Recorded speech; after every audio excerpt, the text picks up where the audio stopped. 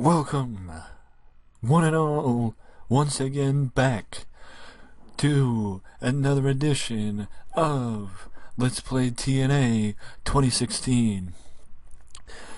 As you can tell, this is quite a large-sized show this time around, mostly because there are 3 pre-show matches on this card, but as I mentioned at Sacrifice, and on the recording of Sacrifice's pay-per-view,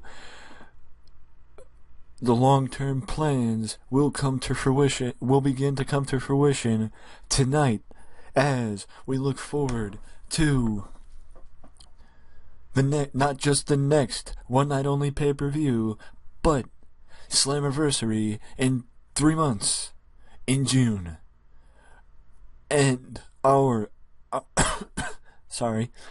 our biggest pay-per-view of the year, or one of our biggest pay-per-views of the year. But I just want to mention this, that I know I haven't done the best of keeping up to date with this, or any of the other Let's Plays for that matter, but I will hopefully try to, I will try to do a better job of keeping consistent with the Let's Plays following this one. Not just for this series, but for the other series as well. And for anybody who needs a little bit of a recap, Mr. Anderson is still the Heritage Champion. Gail Kim won the Knockouts title in Full Metal Mayhem at Sacrifice against Taryn Terrell. Kurt Angle is still the TNA World Champion.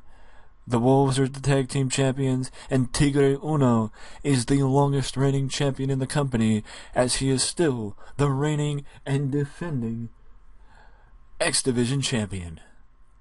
And also, for those who need a little bit of a recap, at Sacrifice, like I mentioned, Gail Kim and Taryn Terrell fought in Full Metal Mayhem. And also we saw Tigre Uno defend his title against Davey Richards, and Abyss challenge Kurt Angle for the TNA World's Heavyweight title, and, if that wasn't enough, the continuation of the Prodigy's undefeated streak, and Mr. Anderson successfully defend his Heritage Championship against Tyrus, and to top it all off, the debut of Rey Mysterio Jr. So Sacrifice was not just the beginning of a new for TNA and the setup of the future, but it was also the debut, or one of the biggest debuts in recent memory for TNA Wrestling. So without further ado, let's jump into this week's episode of TNA Wrestling from Billy Brayton Field, as Homicide wins the first pre-show match against Sarah. You know, basically, in my opinion, the pre-show matches are for the people that, number one, either have nothing to do on the main show, or just need a match and to be seen, and even though they're not seen by everybody on the main show, they're still seen. So that's also why Mandrews fought Chris Melendez in the second pre-show match tonight, as Mandrews gets an uncommon win for the upstart from British Boot Camp. And Brent Albright gets a win over Aaron McCormick. Aaron McCormick, a local talent that I brought in to face Brent Albright. Though the ship probably has sailed on Albright's potential, I still think that Albright could be a credible mid-card talent for TNA in the future, even if I was to walk away from TNA Wrestling. I'm not saying that's going to happen anytime soon. I'm just saying, by giving Albright wins, yes, he gets more credible on the actual show, but, with a rating like that, you can understand why I don't put him on the actual show. But what I'm saying is, he could be a credible mid-carder for me. So now we head to the opening part of the show, the first segment, as what better way to start the show than with Rey Mysterio's first episode of Impact with Rey. What better way to start the first episode of Impact with Rey Mysterio than having Rey make his TNA debut, or Impact Wrestling debut, and go face to face with his old rival from WWE, Kurt Angle. And yes, even though this looks like an episode of Monday Night Raw from about 2004, or SmackDown really, well, EC3, Bram, and Rob Echoes make you realize that this is Impact Wrestling and not WWE. And though Rey Mysterio makes his presence clear very quickly that he wants his shot against Kurt Angle, that's when Rob Echoes, Ethan Carter III, and Bram make their way out to the ring, and EC3 says, "Mick, what don't you understand? Not Mick. Mick's not out there yet. Kurt, Ray, what do you two not understand? We ended the old guard at Sacrifice when we beat the Hardys and James Storm. We sent them packing. And that means that it's my chance to face you, to further distance TNA from the old guard and make way for the new guard, for the future, for the place the company should be." And that's exactly why Bram and Robbie E will be challenging for the tag team titles against the Wolves. You don't believe me? Just ask Mick Foley. And that's also why I should be #1 contender for your world's title, because I am the future. And you, well, nobody wants to see you as world champion anymore, Kurt. And nobody sure as hell wants to see you, Ray, challenge for the world title. And of course, Mick Foley comes out, and Mick, well, basically makes 2 matches. First match, a tag team match. That if Bram and Rob Echoes win, they will get the supposed title match that Mick Foley awarded them. And also a match for next week between Ethan Carter III and Rey Mysterio, where the winner will challenge Kurt Angle at Lockdown for the TNA World's Heavyweight Championship. Oh yeah, and that match, the main event, will be against Kurt Angle and Rey Mysterio. What a bombshell to kick things off, as we will see Rey Mysterio make his Impact Wrestling in-ring debut, teaming up with Kurt Angle against Bram and Rob Echoes later tonight, and also the main event next week will be Rey versus EC3 for the #1 contender spot. And the show kicks off with Eric Young going up against the Technician, one half of the Technician in the Flyer, and Eric Young gets the victory over the Technician. And now we move forward as Tigre Uno comes out and issues an open challenge like only he knows how, against offering a title match to anyone back there who wants to accept his challenge. And of course, the challenge is accepted by former TNA X Division champion Matt Bentley. And actually, Matt Bentley didn't do that bad. Tigre Uno is doing amazingly with the X Division title open challenge matches, as it seems like every time I put him in a match, he gets better and better, as he gave me a 63 in-ring performance and a 33 for Matt Bentley, but considering Matt has not really done much since leaving TNA, to be honest, I thought he was retired. But since he hasn't done much since leaving TNA, I'm surprised he even got that good, to be honest. But either way, another successful title defense from Tigre Uno this week against Matt Bentley. That is the 9th successful title defense for Tigre Uno.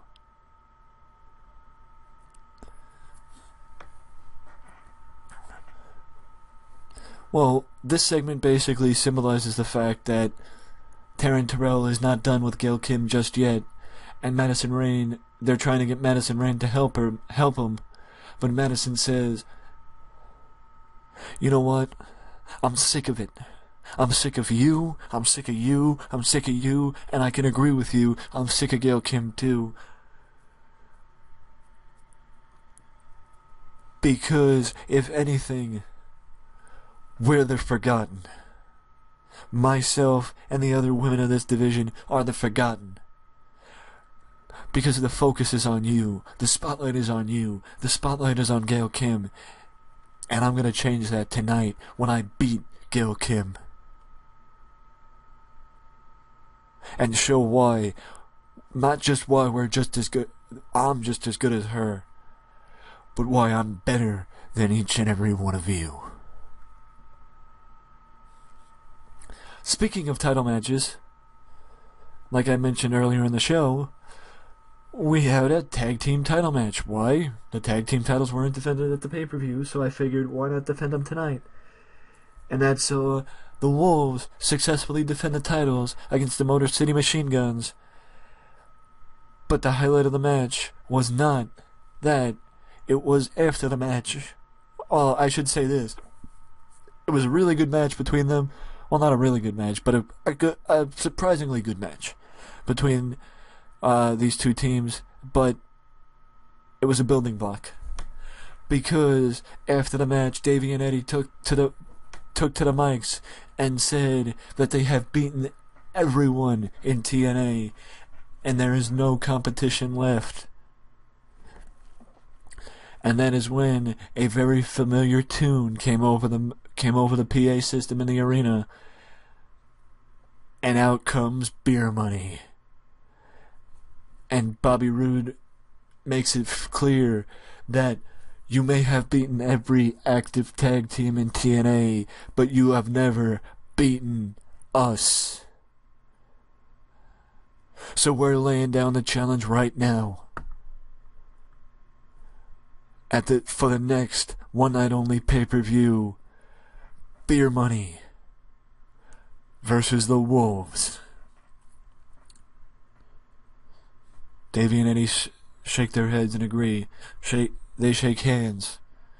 And all you hear to end the segment is, "Wolves, sorry about your damn luck. Because we're gonna take those titles. And they're gonna be back around the waist of Beer Money." Now we move to the Knockouts match as Gail Kim picks up the win over Madison Rayne, partially due to the fact that Gail just won the Knockouts title. And if you want to say, why didn't you put Taryn Terrell in the match? Well, if I'm correct, I put Taryn Terrell in a match. I mean, if I'm right, Taryn Terrell competed on the B show, which was Explosion. Basically, the match didn't matter. But also, I just want to say that though the division seemingly is only Gail Kim in the dollhouse, that it's going to change very soon, I give you my word. It's all about the after-sacrifice plans, because it took me this long to figure out long-term plans for basically every champion, and then it's going to start breaking off to not just the champions, but the other talent on the roster as well. As we move forward with the show, Taryn Terrell makes her way out to the ring with Jade and Marty Bell in tow. And JB... Well, I don't actually know why JB's there, because he doesn't need to be there.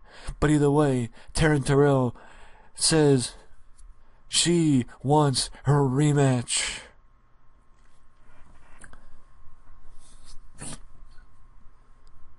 And she wants the rematch at the next One Night Only.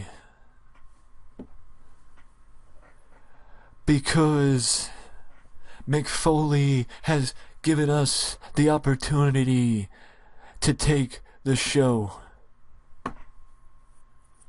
Because at the next TNA One Night Only pay-per-view, it is entitled Last Knockout Standing. Because, Gail, my rematch is a last knockout standing match. Because I want you to have the inability to walk out on your own power when I walk out holding my Knockouts title.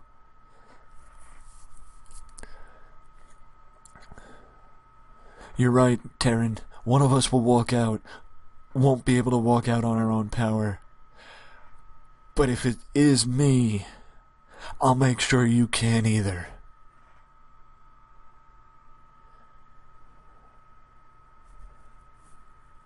This will end our feud.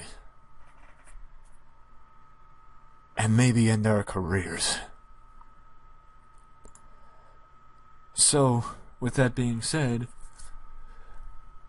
next month, Last Knockout Standing, One Night Only, Last Knockout Standing, is the name of the pay-per-view.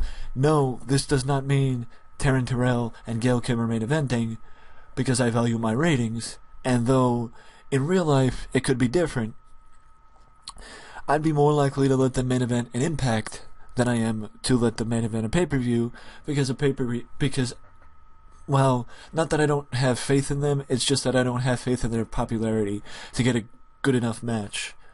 There. You follow? But either way, I have a couple weeks to decide. So we move forward with the show, and it's Lashley against Rockstar Spud, and Lashley gets the victory over Spud in a solid match to give one of my main eventers, or two of my main eventers, not just some TV time, but one of them a very solid win. And now, for the first time, the Prodigy comes to the ring, issues his open challenge, or I apologize. He makes his normal promo, but is interrupted by Mike Bennett and Maria. And Mike Bennett references his the one name that he was once called in Ring of Honor, that being the Prodigy. And also, well, to cut in and say what I've done for the entire time, or do what I've done the entire time. Look, you want to call yourself a prodigy? The only difference between me and you is that you may have been doing this longer, but we come from the same school. We're both from Boston. We were both brought up the same way in this business. And kid, I was the prodigy first. You may think up here you are, and you may have shown it in your mind every single time you've gotten in this ring thus far in your since you came to TNA. But there comes a time when every streak must end, and I am going to be the one who ends your streak. because you asked for competition. Well, ask and you shall receive. I am as good a competition as you're gonna get. All the Prodigy does is he looks at Mike Bennett and says, "You're no different than everybody else. And once we get in the ring, you're just going to be another statistic."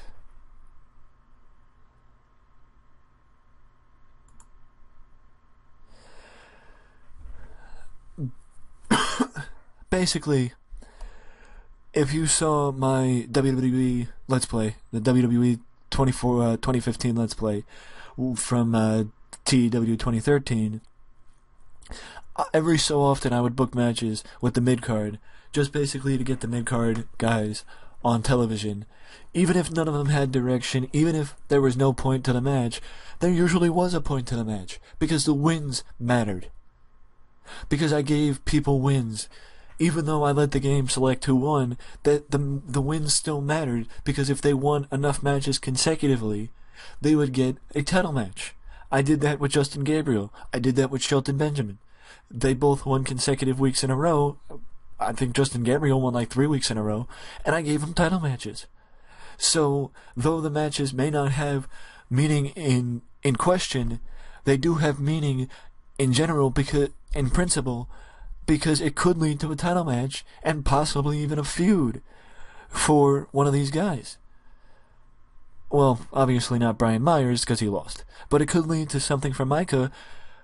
It's just right now it means, it's nothing more than just a random match on TV. But it could, is what I'm saying. It could lead to something. Where do we go from here? Now, see, back in the day, TNA would do, segment, like sit down interviews with talent to let the fans better understand the talent and better, be able to get invested in the talent. I remember one with Matt Morgan. I remember one with Mick Foley when he first got. I think it was Mick Foley when he first got there. There were just interview segments, sit down interviews, basically like WWE does every Wednesday with Michael Cole. I don't know if they still do it, but the idea of not showing that on TV and doing that on TV like WWE did with Mick Foley back in the day with Jim Ross, that got Mick Foley, over as hell, because it showed a different side of mankind. And that's exactly what I'm doing right here with Mike Tenay and Mr. Anderson. It allows me to use Mike Tenay, and also it allows me to put Anderson on the show in a different way to where he's not competing. Because the point of this interview is to basically show the fans how much being the Heritage Champion means to Mr. Anderson. To Anderson. And the fact that I wouldn't write the segment. Anderson and Tenay would play it by ear. I'd give Tenay questions to ask him, and Anderson would be able to speak from the heart and go off the cuff, because that's the point of the segment. That's the point of the segment, because he's not going to get over by words that I'm saying. He's going to get over by speaking from the heart and saying how much it means to him to be Heritage Champion. And to be leading the heritage of TNA, the legacy of TNA, and have that on his back because of that championship belt. What it means to him. And this isn't the end. I'll do this every so often, but I'm not going to overuse this, because then this interview segment will lose the point. The point isn't to have shoots on the show every week. The point is to get to know talent in a different way. That's the point. And that's what I feel like TNA lost.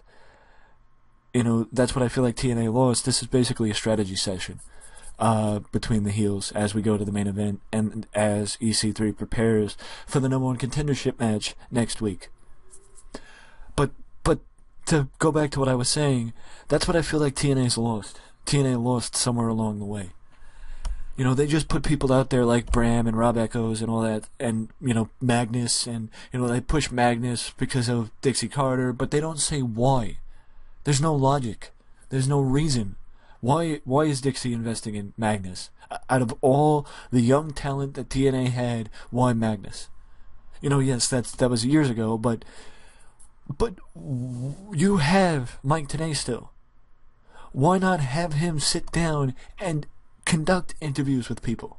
Even if you just put it on TNA's website or TNA or YouTube. Conduct sit-down interviews with people to let the fans get to know the talent. To be able to get them invested in the characters, in the gimmicks, in the people, in the championships. That's the reason why I'm doing it. Because at this point people are invested in Mr. Anderson. But people aren't invested in the Heritage title. People need to see why the Heritage title means something to Anderson. And that's also why Anderson has not lost the belt yet.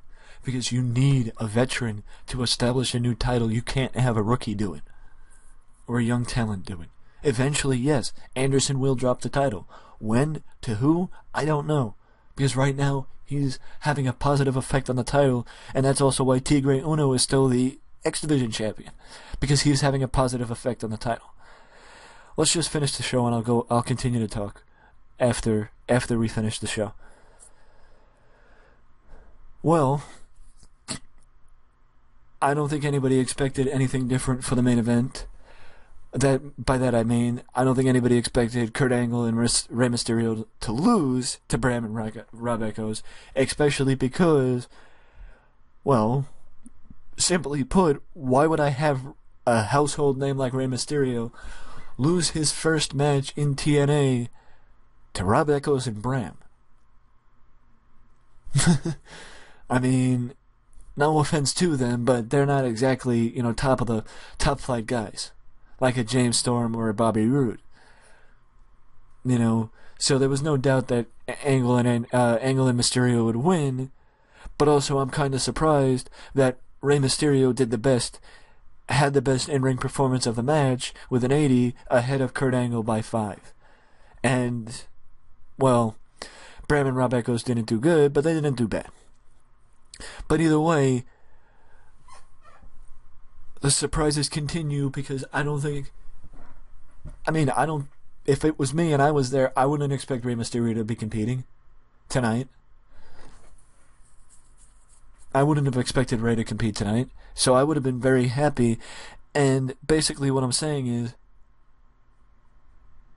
68 final rating, increased our popularity in 27 regions. The proof is in the ratings. The proof is in the popularity increase. That's what I'm saying. I'm saying the good shows keep coming,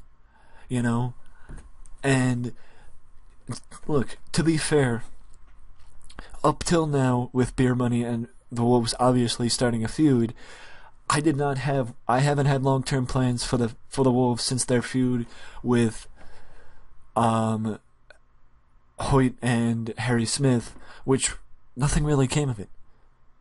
Why? Because in my opinion, the feud lost steam once because of them being the GHC Tag Team Champions and also having to fulfill obligations with Noah. Yes, it should have gotten heat on them, but I didn't invest in it as much as I could have, I guess you could say. But now I'm going to invest in this a lot more because I do have a long-term direction to go with not just the Wolves and not just Beer Money, but the tag team division as a whole. And even though you could say the same thing about Anderson's title, the Heritage title, and the X Division title, that's different. Because I'm making them defend the titles, and they're helping the titles. Anderson's helping establish the Heritage title, and Tigre Uno's helping re-establish the X Division title. And honestly, I couldn't think of anybody better because of Anderson's status to set up the Heritage title for the future. Because I feel like I couldn't have a guy like Micah or Brian Myers be the first Heritage Champion and have people actually give two shits about the belt.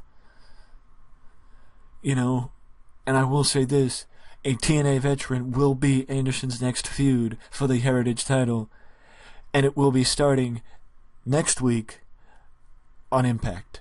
So, for you to find out who that veteran is, you have to tune in for Impact Wrestling next week. But right now, I want to hear from you. Let me know down in the comment section below what you thought of the video. What was your favorite part of the show? What was your least favorite part of the show? And also, if you're still as interested in TNA, this Let's Play, as you were, I will...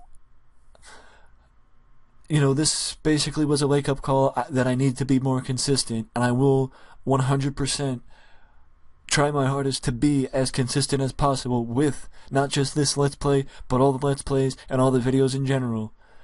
And I'm going to try to get on top of it again and be ahead of the game, not behind it. So with that being said, if you don't want to leave a comment, you can leave a like, and subscribe to the channel for more content just like this, that you can only find right here at Wrestling Express. Till next time. See you next week on Impact.